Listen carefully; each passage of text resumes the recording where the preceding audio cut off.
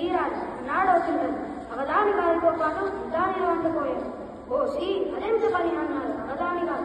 అందమైనటి పందిరింట బ్రాహ్మణుల ఇంట చేపట్టిన పరిణయమున కొసరి కొసరి మా కప్పట్టాలు కోడి పెట్ట కమ్మనైన వంటకాలతో కడుపు నిండి భోంచేశారుగా. కమ్మనైన తెలుగు వంటకాలు అని అందుకే అన్నారేమో ఆ కృష్ణచ్చుల వంశుడు కృష్ణరాయుడు. అభిరామ సభ ఫలజాతమూర్తి శ్రీ కృష్ణదేవరాయల వారు. దేశ భాషలను తెలుగు లెస్స. మరి తెలుసుకున్నామా మన తెలుగు చమత్కారాలు మరియు పద్యాలు రాసిన కవుల గురించి? ధన్యవాదాలు.